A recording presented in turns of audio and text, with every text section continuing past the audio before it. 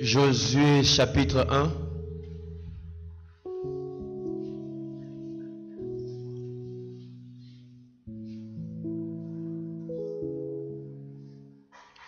Josué chapitre 1. Nous allons lire du verset 1 au verset 9. Josué chapitre 1, verset 1 à 9.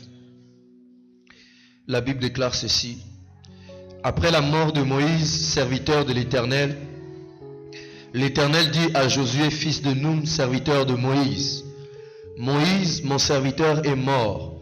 Maintenant, lève-toi, passe ce Jourdain, toi et tout ce peuple, pour entrer dans le pays que je donne aux enfants d'Israël. Tout lieu que foulera la plante de votre pied, je vous le donne comme je l'ai dit à Moïse. Vous aurez pour territoire depuis le désert et le Liban jusqu'au grand fleuve, le fleuve de l'Euphrate, tout le pays des Étiens et jusqu'à la grande mer vers le soleil couchant. Nul ne tiendra devant toi tant que tu vivras. Je serai avec toi comme j'ai été avec Moïse. Je ne te délaisserai point, je ne t'abandonnerai point. Fortifie-toi et prends courage, car c'est toi qui mettras ce peuple en possession du pays que j'ai juré à leur père de leur donner. Verset 7. Fortifie-toi seulement et aie bon courage en agissant fidèlement selon toute la loi que Moïse, mon serviteur, t'a prescrite. Ne t'en détourne ni à gauche ni à droite, afin de réussir dans tout ce que tu entreprendras. Que ce livre de la loi ne s'éloigne point de ta bouche. Médite-le jour et nuit pour agir fidèlement selon tout ce qui est écrit, car c'est alors que tu auras du succès dans tes entreprises, c'est alors que tu réussiras. Verset 9. Ne t'ai-je pas dit, donner cet ordre? Fortifie-toi et prends courage. Ne t'effraie point et ne t'épouvante point, car l'Éternel ton Dieu est avec toi dans tout ce que tu entreprendras. Amen. Alléluia. Ce matin, en quelques minutes, je voudrais vous parler de ceci. Fortifie-toi toi-même. C'est là le thème de mon message ce matin. Fortifie-toi toi-même. Le terme fortifier ou sinon, ce verbe fortifier signifie, si on peut définir, il s'agit de se rendre fort, de se rendre invulnérable, de se rendre solide. Lorsqu'on fortifie quelque chose, on le rend fort. Lorsqu'on fortifie une personne, on le rend fort. Mais on peut aller plus loin. Une personne qu'on doit fortifier, c'est une personne qui se sent faible, qui est peut-être tombée et qu'on doit relever. Dans la mentalité, dans son âme, il est abattu, il se sent faible, on doit le relever. Et vous savez, dans ce monde dans lequel nous vivons, nous sommes entourés des circonstances qui nous conduisent toujours à être faibles, à être abattus. Avec tout ce qui se passe dans le monde aujourd'hui, les problèmes que nous traversons, lorsque nous regardons autour de nous, chaque situation parfois a l'air de nous affaiblir. Et souvent lorsque vous voyez quelqu'un qui commence à avoir des inquiétudes, au fait, les inquiétudes naissent de la peur. Ça naît de la faiblesse dans l'âme, la faiblesse dans la pensée, la faiblesse dans la mentalité, la faiblesse parce qu'on est abattu. Et souvent, en tant qu'hommes, nous attendons et nous cherchons, nous voulons qu'il y ait quelqu'un à notre côté qui trouve les paroles qu'il faut, les mots qu'il faut pour nous fortifier lorsque nous sommes abattus, pour nous encourager, pour nous relever, pour nous aider à retrouver les forces. Mais pourtant, nous ne trouvons toujours pas. Peut-être à la maison, lorsque nous avons mal fait quelque chose, ou peut-être que nous avons échoué un échec à l'école. Pour les jeunes, on attend que les parents nous fortifient. Et parfois, quand on rentre à la maison avec ce bulletin où il y a une moyenne vraiment lamentable, ce sont ces mêmes parents qui nous écrasent encore. Alléluia. Parfois, on voudrait avoir un ami à nos côtés qui nous fortifie, qui nous encourage. Lorsque nous avons échoué, lorsque il nous manque quelque chose, lorsque nous recherchons quelque chose que nous n'avons pas, nous cherchons un ami qui nous dise, courage, Dieu va faire quelque chose un jour. Mais pourtant, nous sommes remplis, entourés des hommes et des femmes qui sont passés maîtres dans l'art de décourager. Parfois, il ne parle pas. Parfois, il ne te dit même pas une parole. Mais simplement son attitude, son regard te dit tout. Son regard te dit que c'est fini pour toi. Son regard se moque de toi. Son regard te décourage. Son regard t'empêche d'avancer. Son regard, simplement, son attitude te démoralise. Josué s'est retrouvé dans la même situation. Avant, il avait quelqu'un à ses côtés qui croyait en lui. Quelqu'un qui l'encourageait. Moïse, c'était cet homme aux côtés de Josué qui croyait en Josué. Il savait que Josué avait quelque chose de la part de Dieu. Il savait que Josué était appelé par le Seigneur. À tel point que Josué, au fait, ne s'appelait pas Josué. Le véritable prénom de Josué, c'était Osée. Mais c'est Moïse qui a changé son nom. Il a dit non, on va t'appeler désormais Josué. Josué, c'est le même nom que Jésus avait. Josué, c'est Jésus, qui veut dire le sauveur. Parce que Josué était ce jeune homme qui allait toujours en guerre se battre pour les autres. Mais il était incapable de trouver quelqu'un à ses côtés qui l'encourageait comme Moïse. Et malheureusement, Moïse va mourir. Et lorsque Moïse meurt, Dieu lui dit, c'est toi qui vas faire passer le peuple de l'autre côté. Mais Josué sait que la seule personne qui croyait en lui, c'était Moïse. Il sait que ce peuple ne croit pas en lui. Seigneur, qu'est-ce que je veux faire? Alors, on peut voir que Josué a peur. Josué est abattu. Josué est découragé. Il se dit, si le grand Moïse n'a pas pu conduire ce peuple jusqu'à ce que ce peuple a conduit à pécher lui-même, combien plus forte raison moi? Et Dieu lui dit, fortifie-toi. Alléluia. Dieu ne lui dit pas, je te fortifie. Dieu ne lui dit pas, je mettrai à côté de toi des hommes et des femmes, des gens qui vont te fortifier. Mais Dieu lui dit, fortifie-toi toi-même. Prends courage. Bien-aimés, sur le chemin de la vie, s'il y a une chose que nous devons apprendre à faire, c'est de nous fortifier nous-mêmes. Même lorsque le monde entier vient nous décourager, lorsque le monde entier vient nous abattre, nous devons apprendre d'abord à compter sur nous-mêmes pour que nous soyons fortifiés. Alléluia. Parce qu'il est très rare de trouver des personnes qui comprennent le domaine dans lequel vous êtes, la situation dans laquelle vous êtes, qui comprennent ce que vous êtes en train de vivre au-dedans de vous et qui trouvent les paroles qu'il faut. Et si tu ne sais pas te fortifier toi-même, tu risqueras un jour de lâcher en cours de chemin. Alléluia. David a dit ceci. Lorsqu'il était encerclé par la mort, il voyait la mort de ses yeux. Mais il a dit ceci. Je ne mourrai point. Je vivrai. Et je raconterai les œuvres de l'Éternel. Il n'a pas entendu ce verset, ne dit pas qu'il y avait quelqu'un à ses côtés qui lui a dit, David, souviens-toi que tu as tué Goliath. Souviens-toi de tous les exploits que tu as faits. David, lui-même, il s'est dit au-dedans de lui, je ne mourrai point. Alors, ça me rappelle 2 Samuel 30, ou 1 Samuel 30, lorsque David revient de la bataille, il arrive à Tiglath, tout le monde est parti, on vient de prendre les femmes, les enfants, ils ont été emportés. La Bible dit que David continue à pleurer avec les autres. À un moment donné, David entre en lui-même, il reprend courage. Personne ne lui a parlé, personne ne l'a incité. Lui-même, il s'est dit, ici, si je ne m'encourage pas moi-même, on va même me lapider, parce que c'est moi qui suis à la tête. La Bible dit que David a repris courage. Vous savez, dans la vie, je me suis rendu compte d'une chose, bien-aimé, que la dernière parole revient à Dieu, mais l'avant-dernière parole ne revient pas à mon oncle. L'avant-dernière parole ne revient pas à mon père. L'avant-dernière parole ne revient pas à ma mère. L'avant-dernière parole me revient à moi.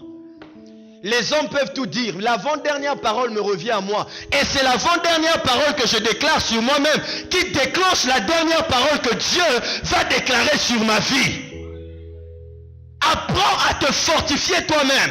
Même quand tout le monde s'en va, tout le monde dit que tu n'arriveras pas, tu ne parviendras pas, c'est fini pour toi. Apprends à te dire au-dedans de toi-même, ce n'est pas fini. Même si vous ne croyez pas en moi, je crois en moi-même et j'avancerai. Rien ne m'arrêtera. Alléluia. Ceux qui attendent qu'il y ait quelqu'un à côté d'eux qui les encourage tout le temps ou qui les fortifie, ils vivent au rythme des hommes. Leur satisfaction se trouve dans quelqu'un d'autre. Ça veut dire que si cette personne n'est pas là, tu es foutu. Tu attends toujours qu'il y ait quelqu'un qui vienne te dire, oh tu sais, ce sont des choses qui arrivent. Tu sais,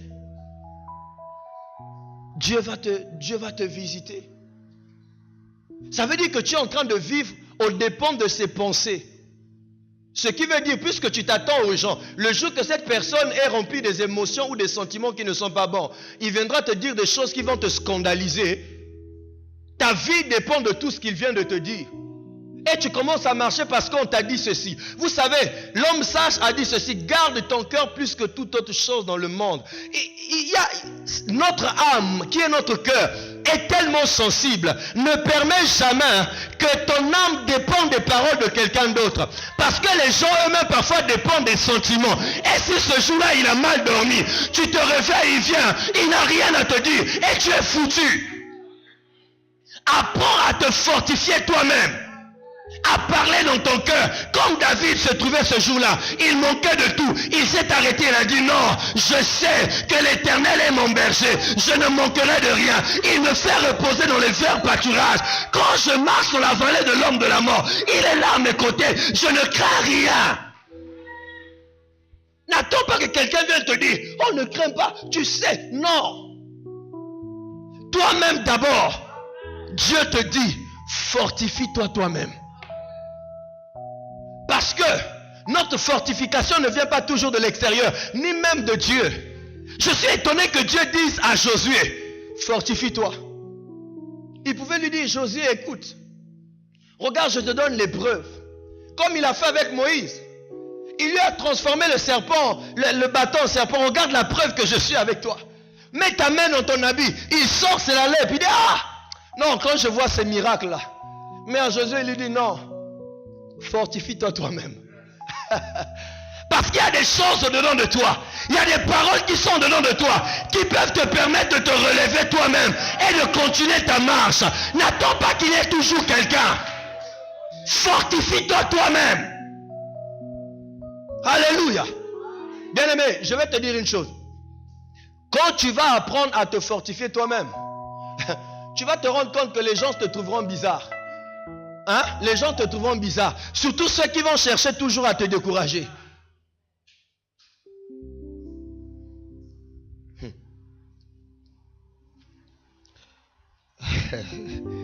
Alléluia. Ce matin, on n'a pas assez de temps. Ce matin, je voudrais vous donner juste 3 choses. 3 outils pour se fortifier soi-même.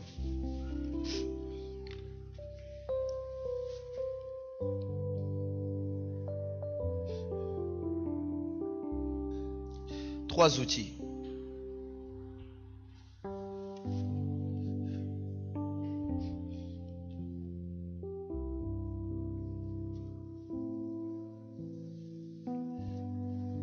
Bien-aimé, je voudrais dire à quelqu'un ce matin, ce que Dieu a placé au-dedans de toi ou ce que Dieu veut faire avec toi est tellement grand que parfois le diable n'utilisera pas la tentation sexuelle. Il n'utilisera pas l'argent. Il n'utilisera même pas l'orgueil. Il mettra seulement des paroles dans ton esprit. Ou mettra quelqu'un sur ton chemin qui juste avec une parole va te décourager pour que tu baisses les bras, que tu rebrousses chemin. Tu penseras en train de faire une bonne chose. Mais ce que tu ne sais pas, c'est que lorsque tu le feras, c'est que l'ennemi t'a atteint. Alléluia. Je voudrais dire à quelqu'un, de manière particulière, il y a quelqu'un ici ce matin, peut-être même déjà que tu as lâché. Tu as arrêté de rechercher ce que Dieu t'avait promis. Tu es découragé. Le Seigneur te dit, ça ne vient pas de lui le découragement. J'ai cherché dans toute la Bible un verset où Dieu est en train de décourager son peuple, je n'ai pas trouvé. Je n'en ai pas trouvé. La première chose, lisez avec moi Josué toujours, chapitre 1, verset 8. Nous connaissons ce passage. Quand Dieu lui dit au verset 7, fortifie-toi seulement et bon courage. Au verset 8, il lui dit que ce livre de la loi ne s'éloigne point de ta bouche. Médite-le jour et nuit pour agir fidèlement selon tout ce qui est écrit. Car c'est alors que tu auras du succès dans tes entreprises. C'est alors que tu réussiras. Le premier outil que tu as bien aimé, c'est la parole de Dieu. Pour te fortifier toi-même. Quelqu'un peut t'interdire la parole de sa bouche. Mais aucune personne ne peut t'interdire la Bible. Surtout dans ce pays où nous sommes. 4000 francs, tu peux avoir une Bible. Et même aujourd'hui, gratuitement, tu as un téléphone. Tu peux mettre la Bible dans ton smartphone ou dans ta tablette. Dieu dit à Josué, moi ce que je te donne, c'est la parole. Cette loi que Moïse a déclarée.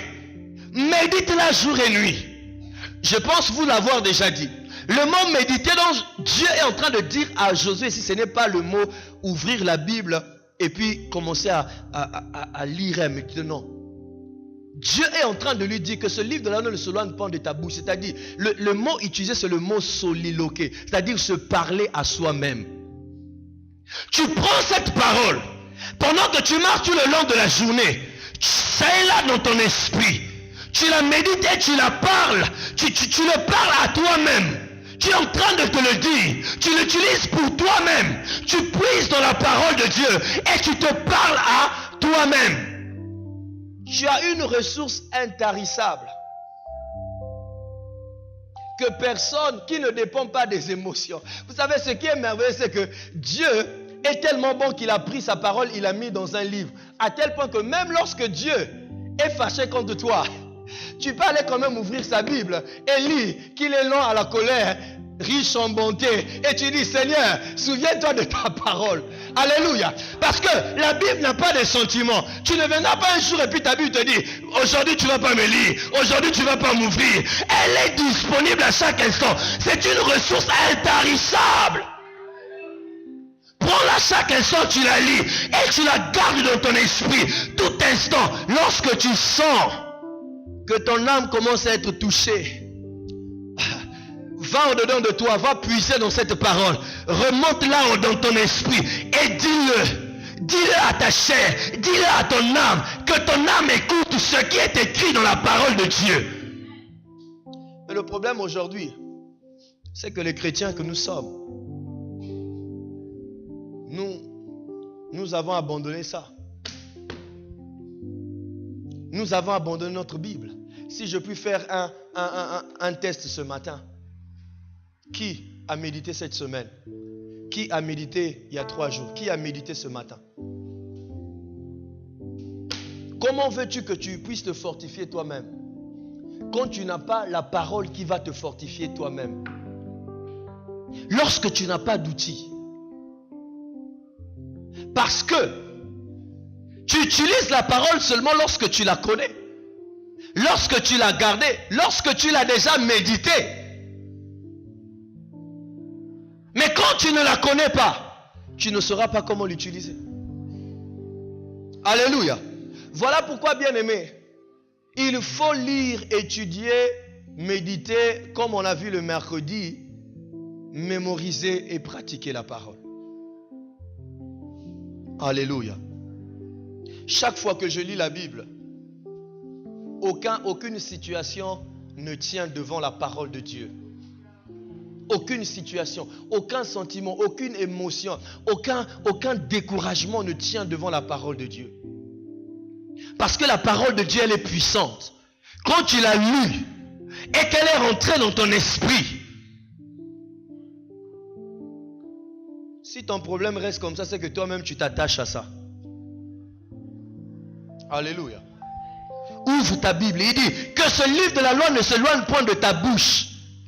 Chaque instant où que tu sois, parle, récite, proclame la parole de Dieu sur toi-même. Que tu sois comme si tu étais devant toi-même et tu te parlais. Quand tu sens que tu es affaibli, est-ce que tu sais qu'il est écrit que l'Éternel ne m'abandonnera point, il ne me délaissera point. En ce moment, je ne suis pas seul. Il y a quelqu'un à mes côtés. Même si mes ennemis sont nombreux, ouvre les yeux et vois, celui qui est avec nous est plus grand que celui qui est dans le monde. Tu te parles à toi-même, même comme un fou. Quand les gens te verront fou, mais quelque chose se passera au-dedans de toi qui te changera complètement. Les gens vont dire, mais comment tu es devenu comme ça? Non, parce que je me parle à moi-même de la parole de Dieu. Vous savez, ce qui est merveilleux, c'est quoi? C'est qu'il dit à Josué, c'est ainsi que tu réussiras dans toutes tes entreprises, dans tout ce que tu entreprendras. Entreprise ici ne veut pas dire total ou je ne sais pas. Non. Entreprise, c'est tout ce que tu entreprendras. Quand tu auras une idée d'entreprendre quelque chose, il dit tout. Il ne dit pas ce que moi j'entreprendrai. Il dit tout ce que toi tu entreprendras. Parce que tu connais la parole. Parce que tu proclames la parole. Parce que tu te dis toi-même la parole. Vous savez pourquoi Dieu le dit? Parce que celui qui connaît la parole, qui la médite, lorsqu'il entreprend quelque chose, il sème par la parole la réussite avant même que la chose ne réussisse. Est-ce que vous m'avez suivi? Pendant que tu es en train de faire quelque chose, tu déclares déjà par la parole de Dieu que ça réussira. La Bible me déclare que tu réussiras dans les champs et dans la ville. Hors de la ville, tu réussiras. Alors je déclare au nom de Jésus, ce projet marchera. Quand tu le dis ainsi, tu as déjà sémé la sémence de la réussite avant même que le projet ne voie le jour. Parce que tu as le secret de la parole. Voilà pourquoi lorsque tu manques quelque chose, au fait, tu ne le manques que physiquement. Mais au fait, tu l'as déjà. Dieu te l'a déjà donné. La Bible déclare ceci. Ceux qui demandent quelque chose dans la prière avec foi, croyez que vous l'avez reçu, vous le verrez s'accomplir. C'est-à-dire, pendant que je prie avec la parole de Dieu, avec foi, la chose m'a déjà été donnée. Tout ce que j'ai à faire, j'ai dit, Seigneur, prends-le dans le monde spirituel, amène-le dans le monde physique, afin que mes yeux le voient. Par la parole de Dieu, tu peux faire venir à l'existence des choses qui n'existent pas.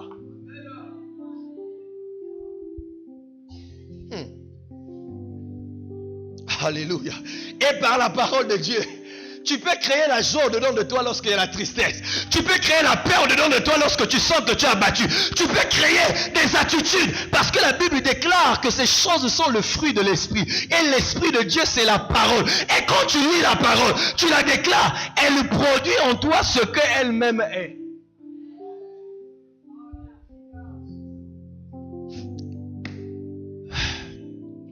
Bien-aimé, s'il y a quelque chose que tu ne dois jamais manquer de faire chaque jour, c'est d'ouvrir ta Bible, la lire et la méditer. Là, Dieu nous a placé des richesses. Malheureusement, comme les hommes disent, si tu veux cacher un trésor à un Africain, mets-le dans un livre. Et les chrétiens sont tombés dans ce piège aussi. Le trésor, il est là, là-dedans. Vous savez, un jour, un papa mourait. C'était un très bon chrétien. Il est mort, il dit à ses enfants, tout ce que je vous laisse, c'est la Bible. Prenez cette Bible. J'ai été avec pendant 50 ans, depuis que je me suis converti. Elle est à vous maintenant. Les enfants, déjà avant que le père ne meure, ils étaient en train de grincer les dents. Oh, toi tu as beaucoup d'argent, donc tu nous laisses la Bible, ça on va faire quoi avec la Bible? Mais comme le papa était encore vivant, il ne pouvait pas dire. Et quand le papa est mort, ils ont pris la Bible, ils ont jeté. Maintenant, ils voulaient savoir à qui reviendraient toutes les choses que papa a laissées. Mais papa, tu as laissé des choses. Papa a laissé à qui est-ce qu'il a laissé toutes ces choses? Puisque le papa n'avait parlé à personne, ils ont commencé à faire des investigations. Et ça tirait en longueur. Jusqu'à ce que, un jour, l'un d'eux, pris par quoi, on ne sait quoi, va ouvrir cette Bible.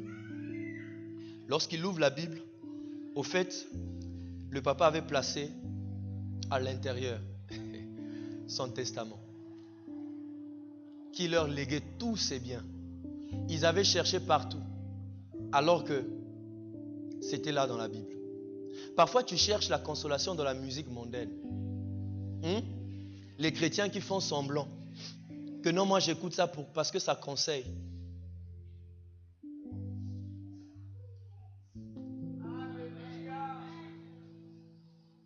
Un païen ne peut pas me conseiller mieux avec sa musique que cette parole. Si tu as besoin de conseils, tu es chrétien, va écouter les chants chrétiens. Ça conseille aussi. Là même encore, ça parle de fuir l'impudicité.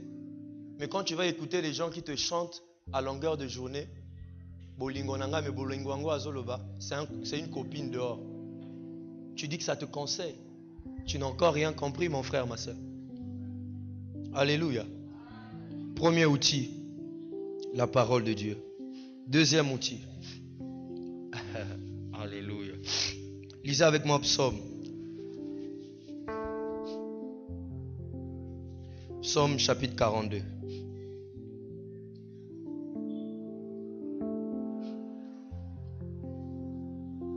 Psaume 42. À partir du verset 1, la Bible dit ceci. Au chef des chantres, cantique des fils de Corée, comme une biche soupire après des courants d'eau, ainsi mon âme soupire après toi, ô Dieu. Mon âme a soif de Dieu, du Dieu vivant. Quand irai-je et paraîtrai-je devant ta face? Mes larmes sont ma nourriture jour et nuit, pendant qu'on me dit sans cesse, où est ton Dieu? Verset 5, verset 4 ou verset 5 chez les autres. Il dit, je me souviens avec effusion de cœur.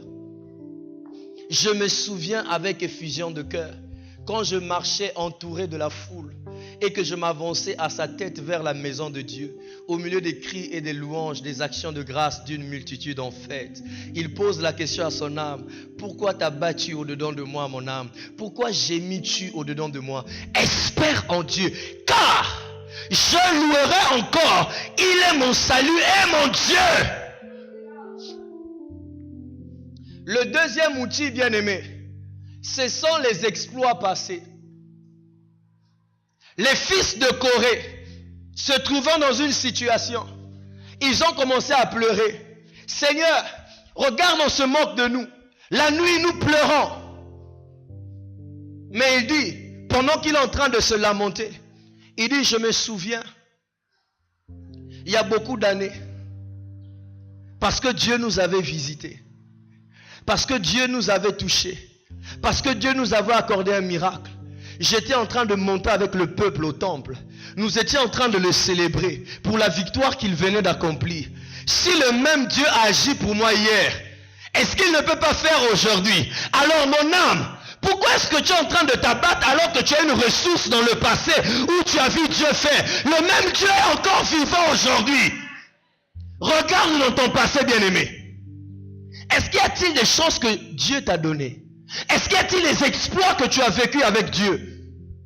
Ces exploits ne sont pas venus pour garantir ou pour te donner la joie dans le passé, non. Ces exploits sont venus pour te dire que le même Dieu qui agit aujourd'hui, c'est le même qui agira encore demain. Le même qui agit hier, il agira encore aujourd'hui.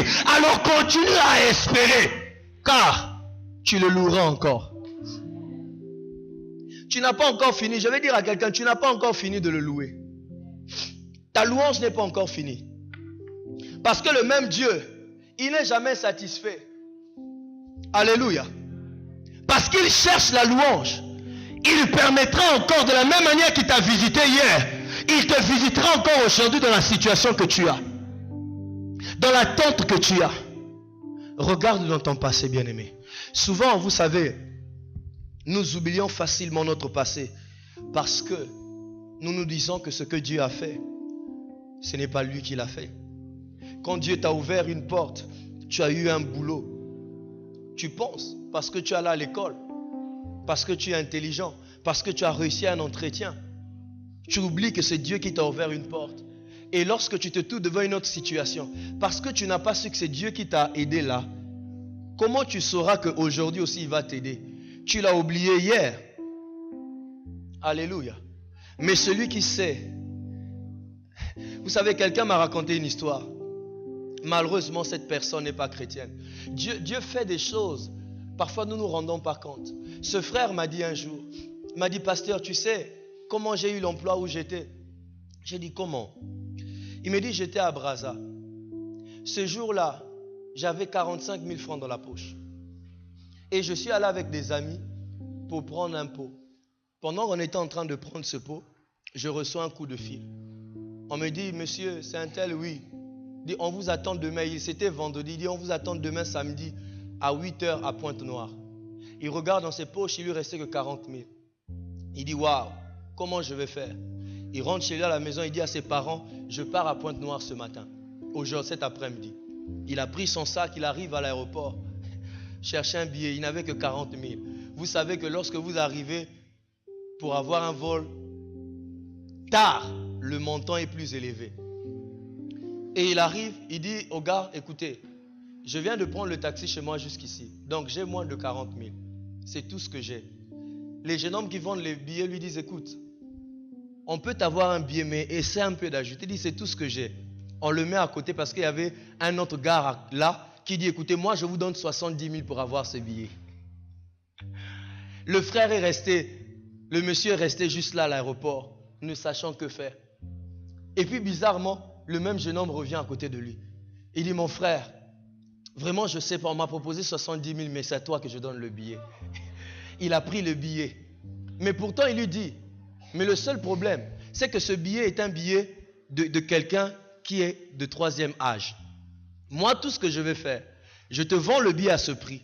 Je vais faire le tout de te faire rentrer jusqu'à la salle d'attente, mais à partir de là, tu te débrouilles. Il dit, papa, donne le billet. Le gars s'est battu, lui a fait rentrer jusque dans la salle d'attente. Maintenant, vous savez que pour quitter la salle d'attente pour aller à l'avion, on vérifie toujours. Il dit, comment je vais faire? Et au moment où il se lève, on dit, les gens commencent à débarquer. Il y avait un ministre au gouvernement, qui aussi prenait son vol. Et pendant que ce ministre passait devant lui, il dit, bonjour papa. Le frère salue le ministre, bonjour papa.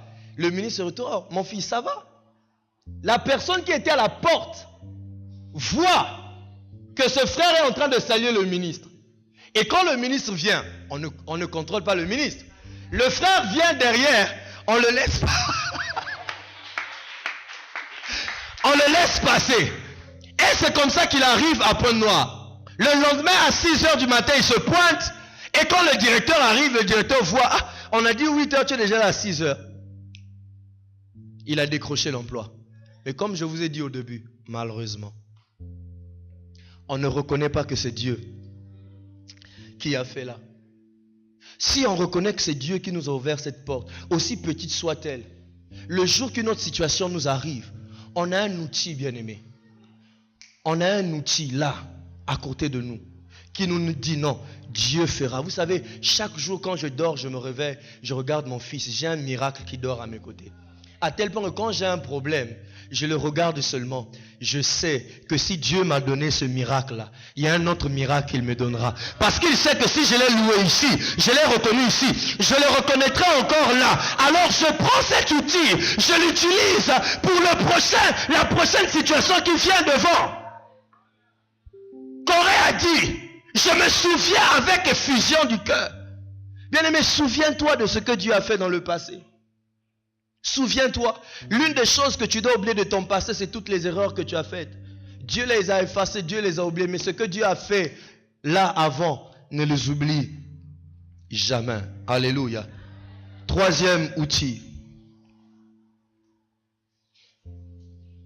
Allons dans le livre de Luc. Luc chapitre 1, versets 36 à 37.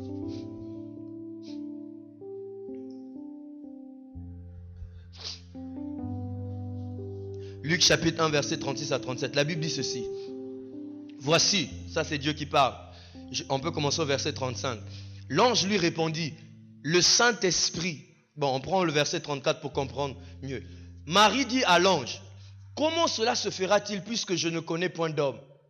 L'ange lui répondit, le Saint-Esprit viendra sur toi et la puissance du Très-Haut te couvrira de son ombre. C'est pourquoi le saint enfant qui naîtra de toi sera appelé fils de Dieu. Verset 36. Voici, Élisabeth, ta parente, a conçu, elle aussi, un fils en sa vieillesse. Et celle qui était appelée stérile est dans son 6e mois. Écoutez le verset 37. Car rien n'est impossible à Dieu. Dieu dit à Marie, tu vas concevoir un enfant, mais d'une immaculée conception. C'est-à-dire, sans avoir connu d'homme. Marie lui pose la question, Seigneur, tu me mets dans une situation bizarre. Comment est-ce que ça va se passer? On n'a jamais entendu parler de ça. Dieu, l'ange lui dit, écoute, je vais te donner une preuve. Je vais te donner un outil pour t'encourager, pour te fortifier. Est-ce que tu connais ta parente? Elle est vieille. Elle a dépassé l'âge de la ménopause. Ça fait 6 mois qu'elle est enceinte. Va la voir et tu seras encouragé. Le 3e outil, ce sont les miracles que Dieu fait dans la vie des autres. Le mal que nous avons, nous, en tant que chrétiens, c'est que lorsque Dieu accomplit un miracle dans la vie de quelqu'un d'autre, on utilise cela comme un moyen de jalousie. Comme un moyen pour pleurer. Seigneur, pourquoi tu fais dans la vie de l'autre et pas chez moi? Non, bien-aimé, quand Dieu place quelqu'un qui a vécu un miracle à ton côté, Dieu t'envoie un message pour te dire, de la même manière que j'ai fait chez lui, je peux le faire aussi chez toi. Alors prends ce miracle-là comme un outil, utilise-le pour te fortifier toi-même.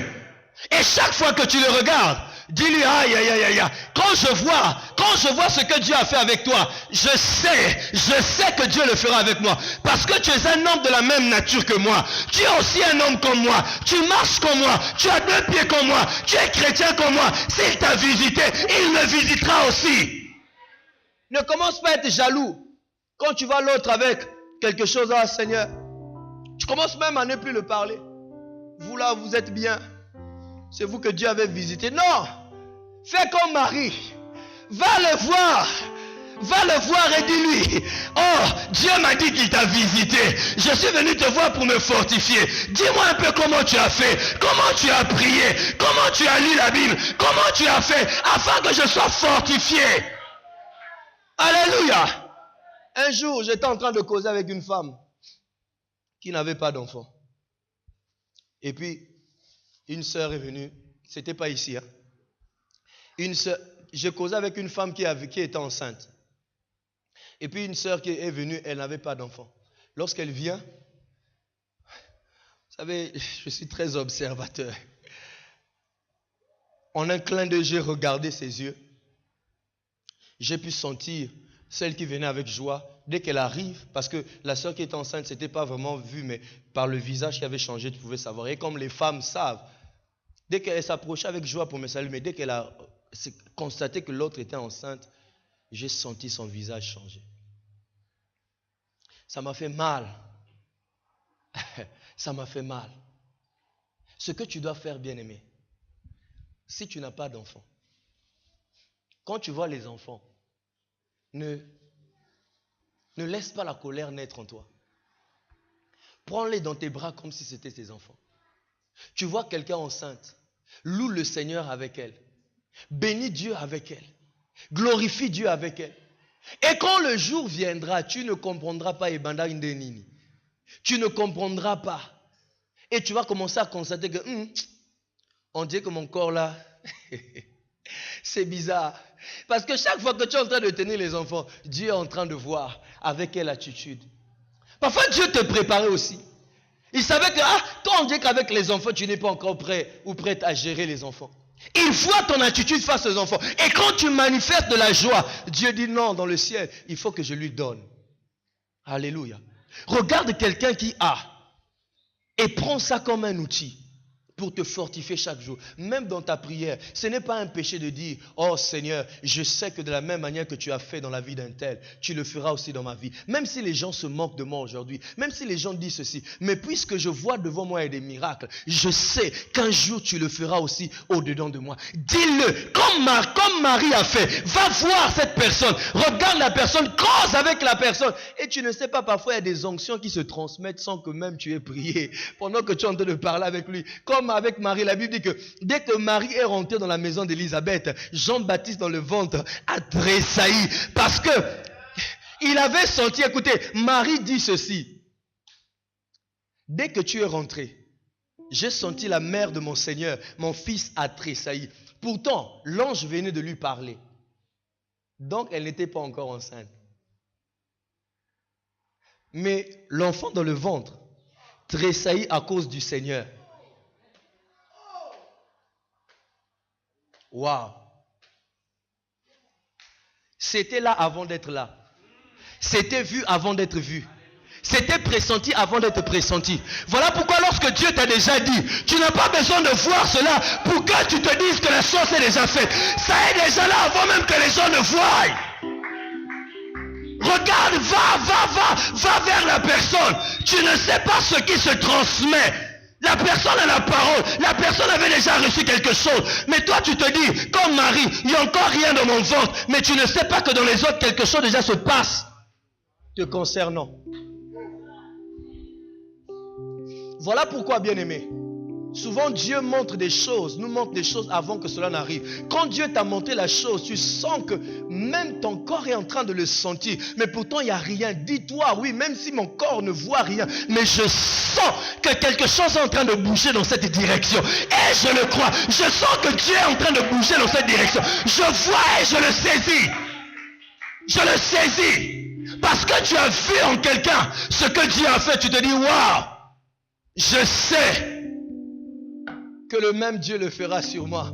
Ce qui est merveilleux, bien-aimé, c'est que Marie, après avoir rencontré Élisabeth, elle est repartie, remplie d'assurance, fortifiée. Et quand l'enfant est né, même lorsque Joseph lui a dit, je suis sûr que tu allais tomber avec quelqu'un. Parce que moi, je ne peux pas comprendre. La Bible ne dit pas quelque part que Marie était secouée. Elle était en train de perdre son mariage, mais elle était toute calme parce qu'elle savait. Elle savait que celui qui l'avait donné le signe pour aller voir Élisabeth, c'est le même aussi qui donnera le signe à Joseph. Et au milieu de la nuit, la Bible déclare que les mêmes anges qui avaient visité Marie ont visité Joseph pour lui dire, l'enfant qui est là à l'intérieur vient de Dieu. Ce n'est pas le fruit d'un adultère, mais ça vient de Dieu. Oh bien-aimé, utilise ces trois outils et ne laisse plus jamais quelqu'un te décourager. Si il y a des gens qui t'encouragent, prends ces encouragements. S'il y a des gens qui te découragent, jette-les. Martin Luther King un jour en est venu lui dire, je vais finir par là. Martin, est-ce que tu sais que tout le monde dehors te déteste? Il dit, allez dire à tout le monde que je les déteste. Alléluia. S'ils me détestent, allez leur dire aussi que je les déteste. Leur manière de faire, je ne suis pas d'accord avec. Tu n'as pas besoin d'avoir une foule qui t'encourage pour continuer dans ta destinée, non. Toi-même déjà avec Dieu, tu es une majorité. Alors, quand tu marches, si au cours du chemin tu sens que tu faiblis, puise au-dedans de toi les mots qu'il faut afin de t'encourager toi-même et avance dans ta destinée. Tu as trop de grandes choses à faire pour t'arrêter sur ce que les gens disent. Tu as trop de grandes choses à vivre pour écouter ce que les gens disent. Avance et fortifie-toi toi-même. Alléluia. Nous allons nous mettre debout ce matin.